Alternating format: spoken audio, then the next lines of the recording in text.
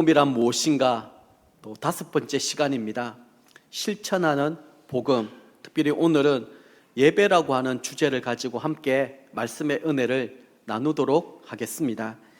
오늘 본문을 보면 12장 1절에 이렇게 시작이 됩니다. 그러므로 형제들아 내가 하나님의 모든 자비하심으로 너희를 권하노니. 여기 우리 그러므로 라는 단어를 우리는 주목할 필요성이 있습니다. 왜냐하면 이 단어로 말미암아 지금까지 바울 사도님이 11장까지 말씀하셨던 것들하고는 완전히 대반전, 대전환이 이루어지기 때문입니다. 이 말씀은 이렇게 우리가 받아들일 수 있을 것 같습니다. 그러므로 이제 너희는 이렇게 해야 된다. 바울 사도님은 1장에서 11장까지 우리가 어떻게 은혜를 입어서 하나님의 자녀가 되었는지에 대하여 우리에게 말씀해 주셨습니다. 짧게 요약하자면 3단어로 요약할 수 있을 것 같습니다. 자비, 은혜, 믿음입니다. 우리는 죄인이었습니다. 죄의 삭은 사망이었으므로 이런 대원칙에 따라 우리는 하나님의 심판을 받아 영 죽을 수밖에 없는 그런 비참한 운명이었습니다. 하지만 하나님은 우리를 이처럼 사랑하셔서 우리의 죄를 용서하시기 위하여 자비를 베푸셨습니다. 하나님의 자비가 구체화된 것이 바로 예수 그리스도의 십자가 속량이라고 말할 수 있습니다. 예수님은 유대인뿐만이 아니라 이방인인 우리에게도 이 자비를 베풀어 주셨고 또 십자가 속량의 은혜를 덧입는 이런 축복을 누리게 하셨습니다.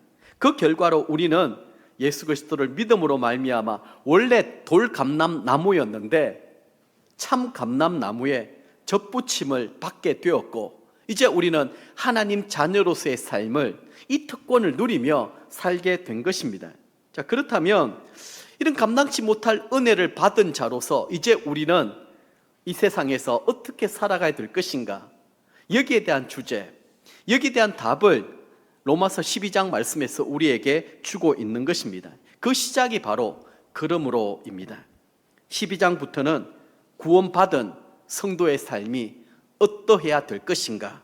여기에 대하여 구체적으로 말씀하고 있습니다. 자, 첫 번째 주제가 실천하는 복음, 이 예배라고 하는 주제입니다. 너희 몸을 하나님이 기뻐하시는 거룩한 산제물로 드리라. 이것이 은혜 받은 자가 행하여야 해야 될 마땅한 행위이자 보답이며 감사의 태도라고 말할 수 있습니다. 여러분, 신앙인의 정체성이 은혜라고 한다라면 신앙인에게 요구되는 윤리적인 행동은 감사라고 할 수 있을 것입니다. 그래서 은혜 받은 우리가 어떻게 감사함으로 살아가야 하는가? 이것은 우리에게 매우 중요한 질문이 되는 것입니다. 우리가 무언가를 했기 때문에 은혜를 획득한 것이 절대 아닙니다. 성경은 우리가 전적인 하나님의 은혜, 값없이 주시는 하나님의 선물로 인하여 우리는 구원을 받게 되었고 이 구원받은 은혜에 따라 감사하는 삶을 살아야 되기 때문에 마땅히 우리의 삶은 변화되어야 되고 이전하고는 다른 그런 삶을 살아야 될 것을 우리에게 말씀해 주고 있습니다. 그래서 1절 말씀을 우리 한번 분석해 보자면 3가지로 나뉘어서 말씀드릴 수 있을 것 같습니다. 산제물로 드리라. 너희 몸을 드리라. 하나님이 기뻐하시도록 드리라. 자, 이것을 좀 더 우리가 살펴보도록 하겠습니다. 첫 번째, 산제물로 드리라라는 말씀입니다. 바울 사도님이 구약의 제사를 염두에 두고 하시는 말씀입니다. 구약 시대에는 하나님 앞에 예배드리러 나올 때마다 제물을 취하여 가지고 나왔습니다. 돈이 많은 사람들은 이 큰 소와 또 이 양을 가지고 나왔을 것이고 또 돈이 없는 사람은 비둘기라도 가지고 나와서 하나님 앞에 제물로 바쳤던 것이죠. 그런데 하나님께 바쳤던 그 제물에 대한 이 명령을 살펴보면 이렇게 정리가 됩니다. 첫 태생, 수컷, 흠이 없는 것. 하나님은 이러한 것들을 하나님 앞에 제물로 드릴 때 요구하셨습니다. 하나님이 흠 있는 재물을 싫어하신다라고 하는 의미가 아닙니다. 우리가 정성을 다하여 하나님이 누구신가를 인정하고 온 마음과 뜻과 정성을 다하여 하나님 앞에 예배 드려야 된다, 제사 드려야 된다, 이 사실을 우리에게 강조해 주고 있는 것이죠. 구약의 제사는 신약 시대에 와서 예배라는 표현으로 이렇게 바뀌게 되었습니다. 살아있는 예배는 영과 진리로 드리는 예배다, 그렇게 예수님께서 우리에게 가르쳐 주셨습니다.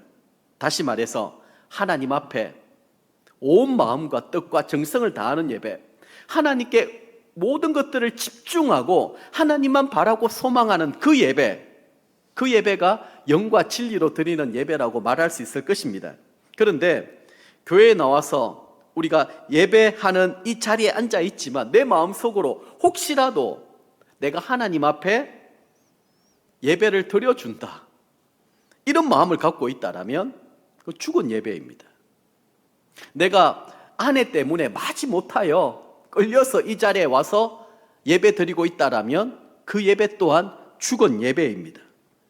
다른 사람에게 내가 눈치를 보고 다른 사람을 위해서 예배를 드려주고 있다고 한다라면 오늘 성경의 말씀에 따르자면 그것은 산 예배가 아니라 죽은 예배라는 것이죠.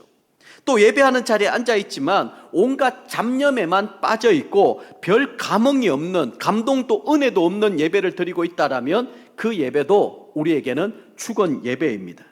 어떤 사람은 간밤에 잠자리가 불편해서인지 모르겠지만 교회 의자에만 앉으면 깊은 단잠에 빠지는 분들도 혹 있습니다. 그것도 죽은 예배라고 말할 수 있을 것입니다. 하나님이 원하시는 살아있는 예배는 가식이 없습니다. 위선적이지 않습니다. 우리의 온 마음과 뜻과 정성을 집중하여 하나님만 바라보고 소망하며 내가 최선을 다하여 드리는 그 예배, 그 예배야말로 살아있는 예배라고 말할 수 있을 것입니다. 자, 두 번째는 너희 몸을 드리라 라고 하는 말씀인데요, 이 말씀은 당시로서는 굉장히 대혁신의 말씀이었습니다. 왜냐하면 하나님을 섬기던 유대 민족을 제외한 당시 사람들 대부분은 이 플라톤적 사고방식을 가졌기 때문입니다. 무슨 말인가 하면 육신은 악하고 영혼은 아름답다라고 하는 이분법적인 사고방식입니다. 인간의 마음속에는 참된 선을 추구하고자 하는 고상한 마음도 있지만 한편에서는 여전히 세상의 쾌락과 정욕, 욕심에 따라 살아가고자 하는 그런 이 나쁜 마음들도 있습니다. 그래서 플라톤은 이에 대하여 선을 추구하는 것이 영혼이고 우리의 이 욕정, 정욕을 쫓아 살아가는 그 모든 것들은 육신이라고 이렇게 정리하면서 육체는 무덤이다, 이렇게 결론을 맺은 것입니다. 그래서 바울 사도님이 당시 사람들에게 너희 몸을 하나님이 기뻐하시는 이 산제물로 드리라, 이 말을 딱 받게 되었을 때에는 충격적으로 받아들일 수밖에 없는 것이죠. 아니, 육신은 부패하고 타락했는데 육신을 어떻게 하나님 앞에 감히 드릴 수가 있어? 이것은 굉장히 불경건스러운, 그렇게 그들은 생각했던 것입니다. 육신을 죽여야지만 영혼이 자유를 얻을 수 있다, 그렇게 생각했는데 그 더러운 육신을 하나님 앞에 드리라고? 이것은 말도 되지 않는다, 그렇게 스스로 생각했던 것입니다. 그런데 바울 사도님이 말씀하고자 하는 이 요지는요, 우리의 몸과 전 인격이 예수님의 십자가의 속량으로 말미암아 의롭게 되었다라는 것입니다. 여러분, 복음이 무엇인가 첫 번째 시간에 하나님의 이 의에 대해서 우리가 배우지 않았습니까? 우리는 이미 옛사람 옛성품은 다 죽어버리고 새사람 새성품으로 거듭나게 되었습니다. 우리가 하나님 앞에 산제물로 드리는 것은 예수 그리스도로 말미암아 의롭게 된, 정결하게 된, 깨끗하게 된 그런 몸과 육신을 말하는 것입니다. 로마서 8장 13절에 그런 의미에서 이렇게 말씀해 주십니다. 한번 들어보십시오. 너희가 육신대로 살면 반드시 죽을 것이로되 영으로서 몸의 행실을 죽이면 살리니. 여기 몸의 행실을 죽이는 것, 이것이 몸을 산제물로 드리는 것과 같은 의미입니다. 몸을 산제물로 드리려고 하면 자기 정욕을 하나님 앞에 철저하게 죽일 수 있어야만 합니다. 그리스도로 말미암은 은혜와 행실은 나를 살리지만 나의 정욕으로 말미암은 모든 행실은 나를 죽이는 것입니다.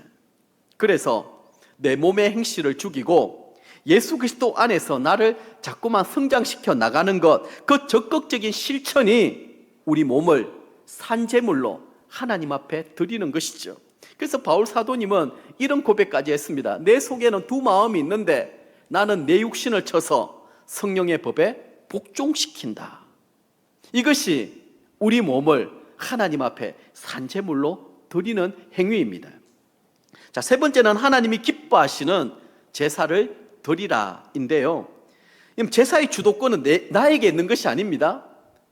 받으시는 하나님께 모든 초점이 맞추어져야 된다라는 거예요. 그래서 하나님이 기뻐하시는 제사를 드려야 됩니다.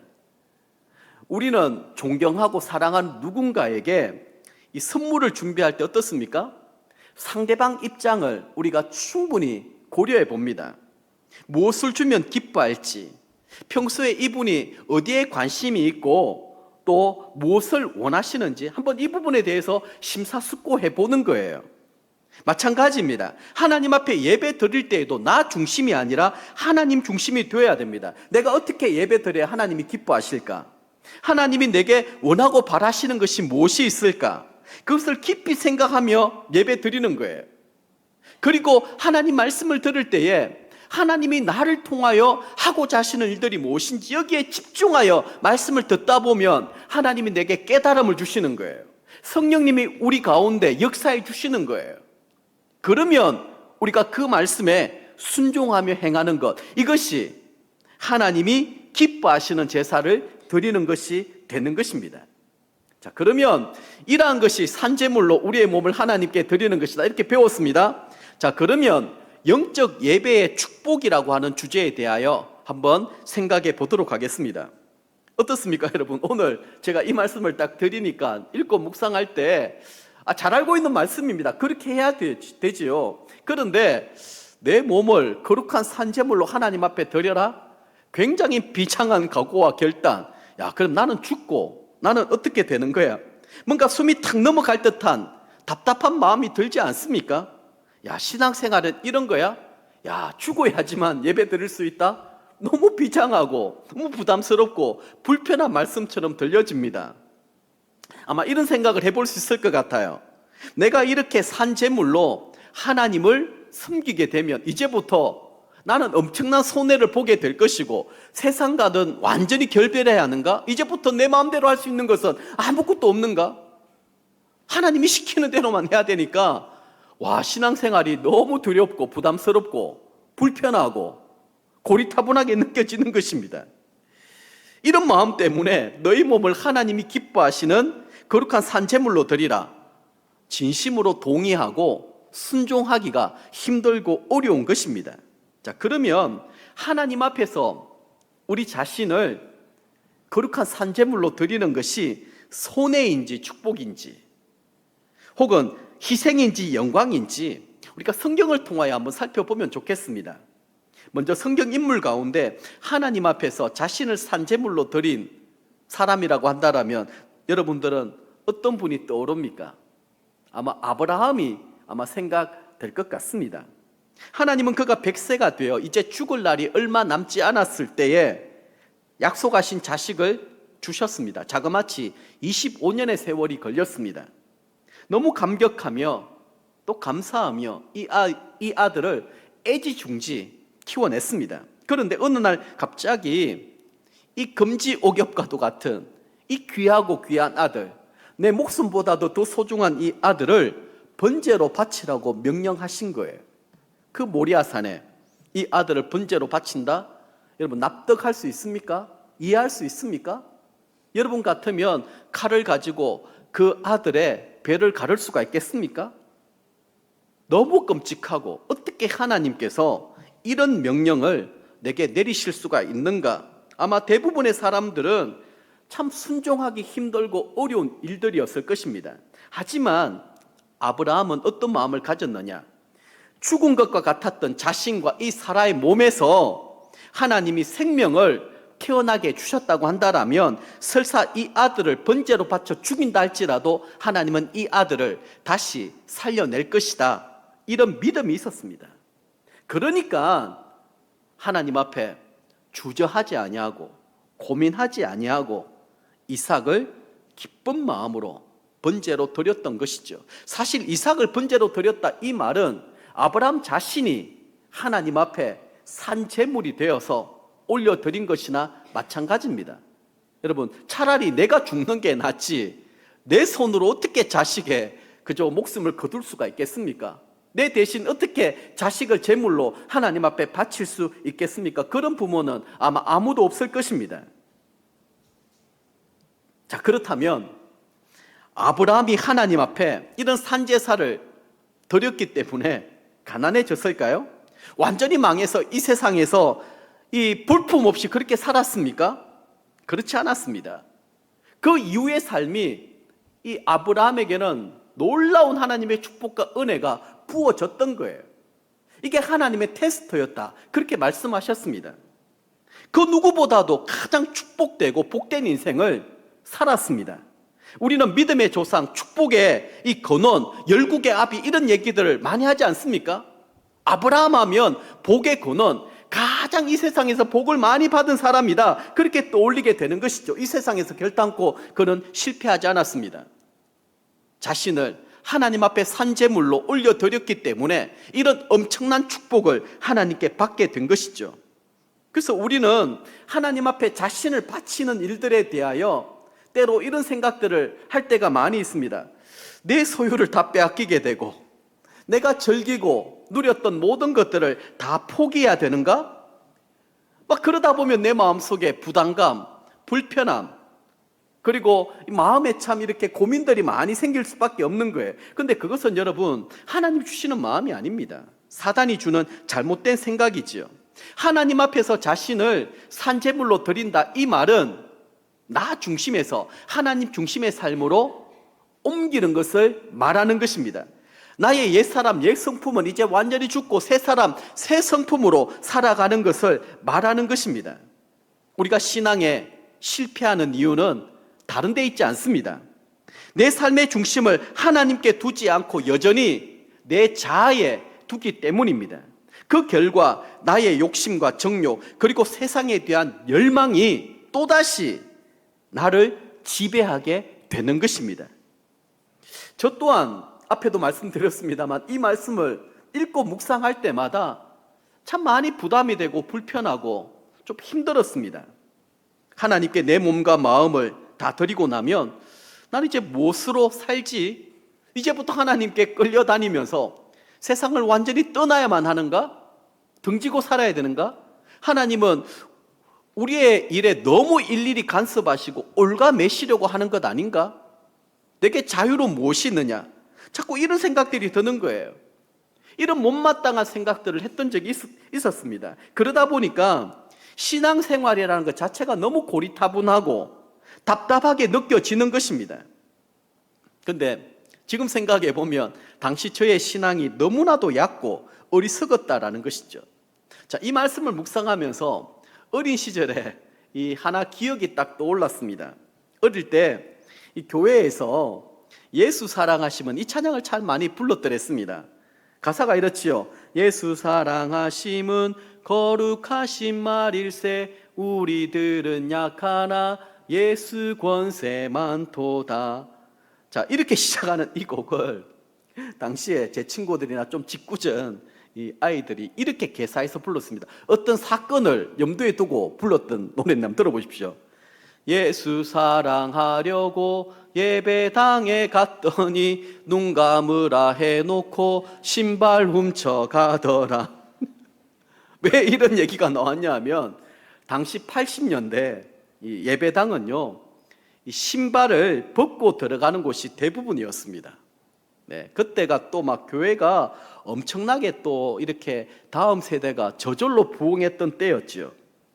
그러다 보니까 기도 시간에 눈 감으라고 해놓고 신발이 이렇게 잃어버리는 일들이 종종 일어났더랬습니다. 저도 중학교 1학년 때 지금도 생생히 기억합니다. 우리 어머니께 조르고 졸라가지고 제가 명품 신발을 하나 사게 되었습니다. 프로스펙스, 지금 또 나오죠.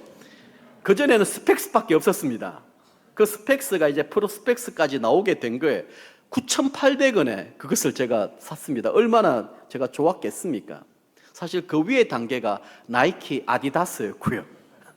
그까지는 못하더라도 프로스펙스, 야, 이 신발 한번 신고 제가 이 주일날 폼나게 이제 가면 아이들이 주목을 하는 거예요. 야, 신발 어디서 샀냐? 어떻게 샀냐? 막 천으로 만든 그런 신발이었는데 그런 좀 기대감을 가지고 갔더랬어요. 그런데 그 중학교 때 저희 중동부실은 교회 지하에 있었거든요. 그때는 막 교회가 엄청나게 부흥할 때였어요. 뭐 100명에서부터 해가 그때는 마침 막 150 몇 명인가 교회 온 거예요. 아이들이 막 선생님들도 막 흥분하고 좋아가지고 그 좁은 공간에 한번 생각해보세요. 신발장은 한정되어 있고 이 150개면은 곱하기 2면 거의 300개의 신발을 다 넣을 수가 없잖아요. 선생님들이 정리한다고 하기는 하지만 그러다 보니까 이 간혹 가다가 신발을 이렇게 도둑 맞고 잊어버리는 이런 일들이 있는 거예요. 그렇다고 교회가 훔쳐간 것도 아니고 하나님이 가져간 것도 아닙니다. 근데 기도하느라 눈 감은 사이에 이 못된 아이들이 그 신발을 훔쳐가 버린 거예요. 근데 이상하게도 그때부터 제 마음에 들었던 이 심적 부담감이라는 것이 이렇습니다. 눈을 감고 기도하다 보면 하나님께서 내게 좀 더 부담스러운 것을 요구하실 것 같고, 그리고 나면 뭔가를 잃어버릴 것 같은 이 뭔가 이 두려운 부담감이 생기는 것입니다. 여러분 그렇지 않습니까? 기도한다라는 것, 기도 한번 해보겠습니다. 그럼 답은 분명히 정해져 있거든요. 헌신하는 거고 희생하는 거고 나를 포기하는 거고 내가 죽는 일인데 기도하는 일들이 너무 부담스럽고 힘든 거예요. 하나님 앞에 더 가까이 나가면 갈수록 뭔가 내 것을 잃어버릴 것 같고 그렇다 보니까 더 깊이 들어가고 싶지 않는 그런 마음들이 생기는 거예요. 그런데 제가 예수님을 제대로 만나고 난 다음부터는 저의 신앙 고백이 바뀌게 되었습니다. 인격적으로 예수님을 믿고 나서는 저의 고백이 이렇게 바뀌어지게 된 거예요. 한번 들어보십시오. 주님, 저를 불쌍히 여겨 주시옵소서. 지금까지 저는 많이 속고 살아왔습니다. 제 자아에 속았고 제 욕심에 속았고 제 허영에 속았습니다. 세상의 쾌락에 속았고 그게 노예가 되어서 이리저리 끌려다니며 여러 가지 정욕을 주인으로 모시고 살았습니다. 저는 더 이상 그렇게 살고 싶지 않습니다. 이제부터 은혜를 입은 자로서 하나님께 거룩한 산제물이 될 수 있도록 하옵소서. 참 이전까지만 하다 기도하다 보면 하나님께 기도하면서도 한편에서는 혹시 내 신발 누가 훔쳐가지 않을까, 그런 두 가지 마음을 가지고 하나님을 섬겼더랬습니다. 그러다 보니 온전하게 하나님 앞에 헌신 못하는 거예요. 하나님 앞에 들어가지 못하는 거예요. 늘 뭔가 하나를 붙들고 있고, 야, 이거 없어지면 안 되는데, 누가 훔쳐가면 안 되는데, 그러니까 기도가 제대로 되겠습니까? 근데 하나님 앞에 우리의 몸을 산제물로 드린다라는 것은 그마저도 포기하고 내려놓는 거예요. 그러면 설사 누가 훔쳐간다 할지라도 하나님은 내게 더 갑절에 상급을 베풀어 주신다라는 것. 잃어버린 것은 프로스펙스지만 얼마 안 돼서 하나님은 내게 나이키 신발을 사주실 수 있다. 네. 그런 기대감을 가지고 있으면 잃어버려도 괜찮습니다. 네, 우리 하나님은 그거보다 훨씬 더 좋은 것을 선물로 주실 수 있는 분이시다. 이미 우리는 성경 인물을 통하여 살펴보지 않았습니까? 하나님 앞에 죽기로 작정하고 결단하고 헌신하였을 때 하나님은 가만히 내버려 두지 않습니다. 아브라함도 그랬고요, 다윗도 그랬고 요셉도 그랬습니다. 오늘 로마서 말씀을 기록하고 있는 바울 사도님도 마찬가지입니다. 그랬으니까 예수 그리스도를 아는 지식이 가장 고상한 지식이고 이전에 내가 알고 있었던 것은 다 배설물이다, 그거 아무것도 아니다, 그렇게 이야기하는 거예요. 장차 우리가 누리게 될 그 영광은 지금 내가 받는 고난하고는 좋게 비교가 안 된다, 그렇게 담대하게 확신 있게 선포할 수 있었던 이유도 바로 여기에 있는 것입니다. 여러분, 기도하면서 내 것을 누가 훔쳐갈 것인가 두려워하지 마십시오. 훔쳐가라고 하십시오. 가져가라고 하십시오. 그러면 하나님께서 더 좋은 것으로 우리의 삶을 채워주시고 또 축복해 주시고 갚아주신다라고 하는 이 놀라운 사실을 믿음으로 붙드시기를 바랍니다. 네, 이제 실천적인 과제를 나누겠습니다. 그러면 우리는 어떻게 산재물로 자신을 드리는 이 일을 실천할 수가 있을까요? 자, 2절 말씀입니다. 같이 한번 읽겠습니다. 너희는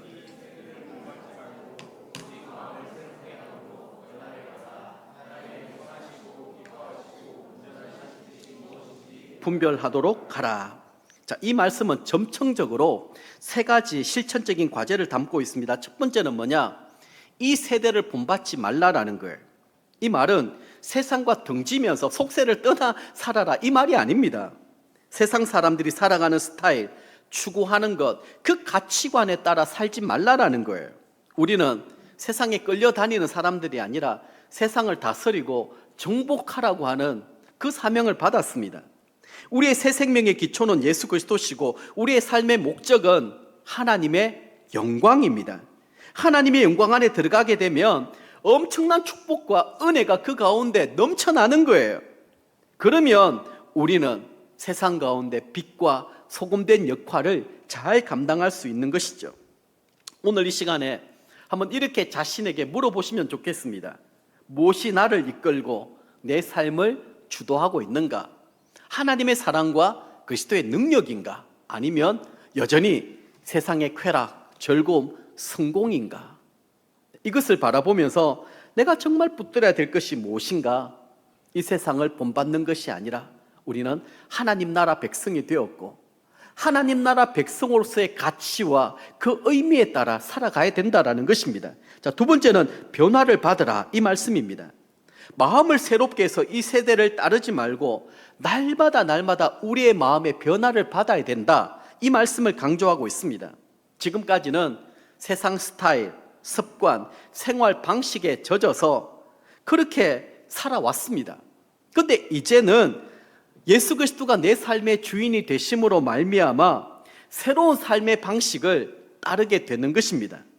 과거에는 힘들고 어려운 일들이 있으면 술이나 담배, 친구들과 어울려 지내면서 세상이 주는 쾌락과 즐거움에 빠져 살아왔다고 한다면 이제부터는 내가 주님만 사랑하기로 작정하였고 주님과 동행하기로 작정하였기 때문에 자연스럽게 내 삶이 변화되는 거예요. 주님이 싫어하는 것은 나도 싫어하게 되고 주님이 좋아하는 것은 나도 좋아하게 되는 것입니다. 지금까지는 내 입술에서 거친 말을 쏟아내는 그런 삶을 살아왔는데 내가 예수님을 가까이 하다 보니까 예수님의 온유함, 예수님의 겸손함을 본받아 살게 되는 것입니다.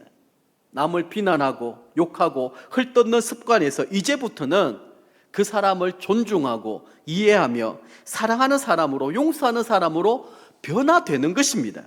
화를 참지 못하던 습관에서 이제는 인내하고 포용하고 사랑으로 감싸줄 수 있는 이런 신적인 능력이 우리의 삶 가운데 일어나게 되는 것입니다. 그래서 이런 말 많이 하지 않습니까? 내가 옛날에 내 같으면 이러지 않았을 텐데 주님이 나와 함께 하심으로 말미암아 내가 이렇게 변화되고 또 이렇게 천국과도 같은 삶을 살아가게 된다라는 거예요. 자, 세 번째는 이 분별하라라고 하는 말씀입니다. 하나님의 선하시고 기뻐하시고 온전하신 뜻이 무엇인지를 분별하며 살아가야 된다라는 거예요. 이 말은 어떻게 하면 하나님이 기뻐하실까? 이를 생각하며 살펴보고 행하라라고 하는 것입니다. 하나님이 기뻐하신다고 한다면 우리가 주저하고 고민하고 또 여러분 시간을 끌 필요가 뭐가 있겠습니까? 사실 대부분의 것들에 있어서는 답은 정해져 있습니다. 문제는 내 마음의 결단이지요. 자꾸만 주저하고 고민하는 것은 앞에도 말씀드렸지만 내가 손해보지 않을까 이런 마음입니다. 하나님은 나를 통하여 하고자 하시는 말씀이 분명한데 항상 우리는 그 말씀 앞에 우리가 적극적으로 순종하지 못하고 자꾸만 하나님 앞에 우리가 줄다리기 할 때가 많이 있다라는 것이죠. 그래서 분별하라 이 말은 하나님이 이 일을 기뻐하시느냐, 하나님이 이 일을 원하시느냐, 여기에 대한 판단력과 분별력을 가지고 있으면 됩니다. 그리고 여러분 한번 순종해 보십시오. 하나님께서 내게 말씀하신다고 한다면 정말 순전한 마음으로 따지거나 묻고 뭐 그렇게 할 필요도 없이 하나님 말씀이기 때문에 내가 말씀대로 의지하여 순종하여 배 오른편에 그물을 던지기만 하면 그물이 찢어질 듯한 그런 축복을 하나님이 누리게 하시는 거예요. 이게 하나님의 축복의 원리입니다. 아브라함도 그렇고요. 그 이런 믿음의 테스트를 우리가 통과해야 됩니다. 항상 우리는 한계사항이 있지 않습니까? 다른 거는 몰라도 여기까지입니다. 하나님, 이거는 저한테 더 이상 요구하지 마십시오. 여기까지만 순종하겠습니다. 여기까지만 제가 신앙생활 하겠습니다. 그러다 보니까 우리의 믿음에 변화가 없는 거예요. 성장이 없는 거예요.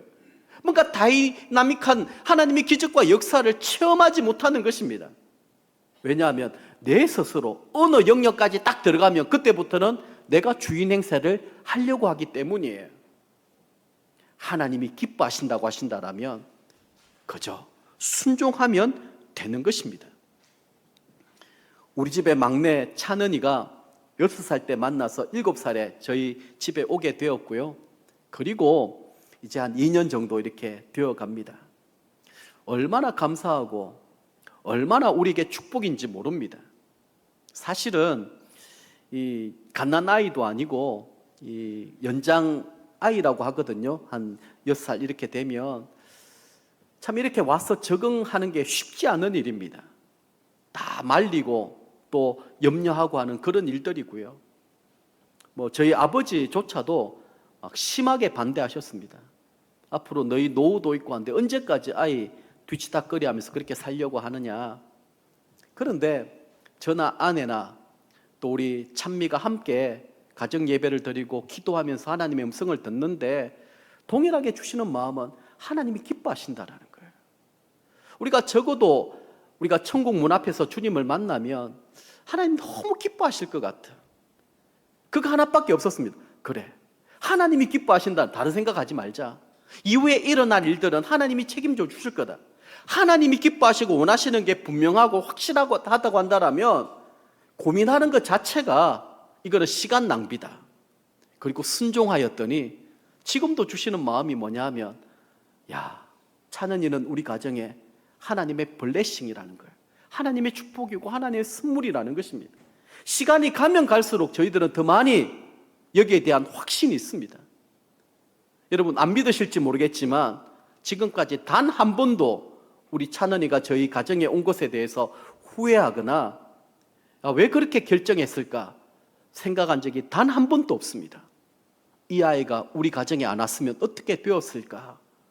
그게 오히려 더 염려가 되고 그런 마음이 드는 것입니다. 하나님 마음 주셨을 때 순종하였더니 주시는 은혜와 축복은 이루 말할 수가 없는 거예요. 말씀을 맺도록 하겠습니다.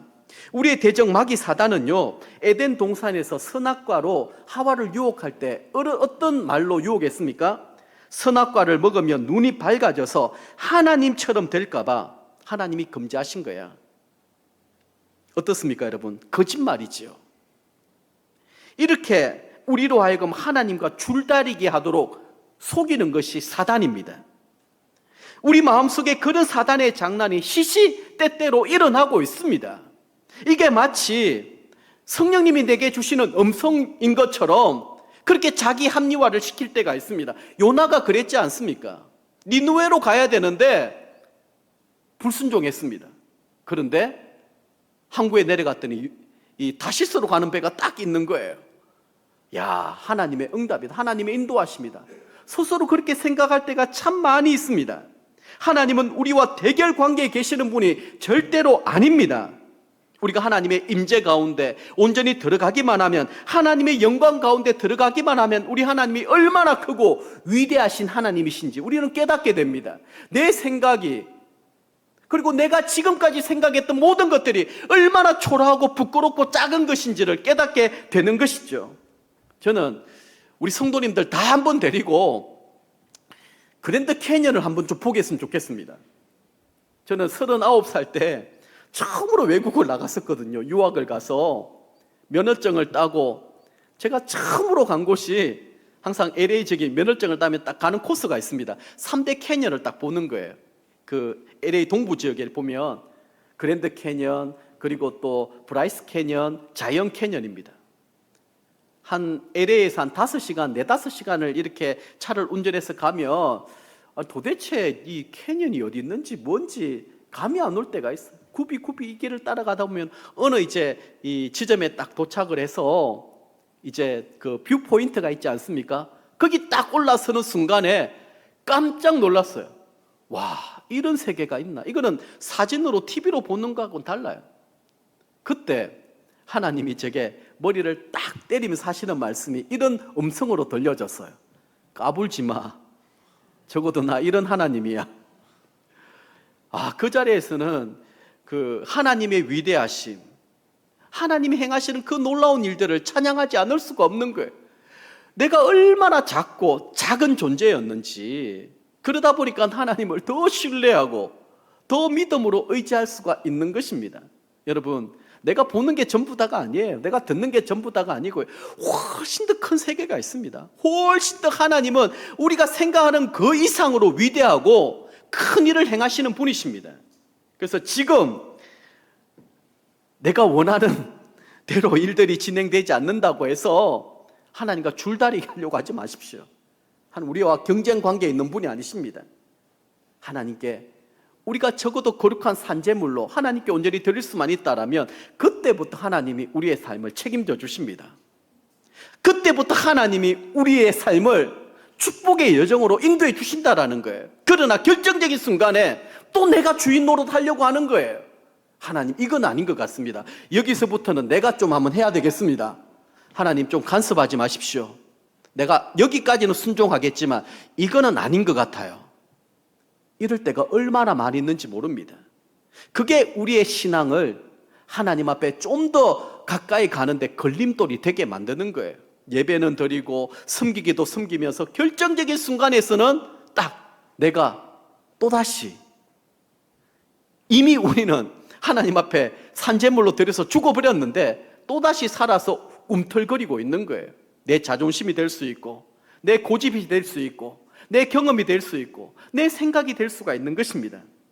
우리 시간에 모두가 하나님의 영광 가운데 한번 흠뻑 빠져보십시다. 그러면 놀라운 세계가 보여지기 시작합니다. 우리의 영안이 활짝 열리기만 하면 하나님 나라를 보는 그 순간부터는 이 세상의 모든 것들은 부질없습니다. 아무것도 아닙니다. 오직 하나님의 영광, 하나님 주시는 그 축복, 그것만 바라보며 우리 드림이 항상 모든 가족들이 영원한 생명, 하나님 주시는 이 축복과 평강을 우리가 누리며 살아가는 복된 인생이 되실 수 있기를 주님의 이름으로 간절히 부탁을 드립니다.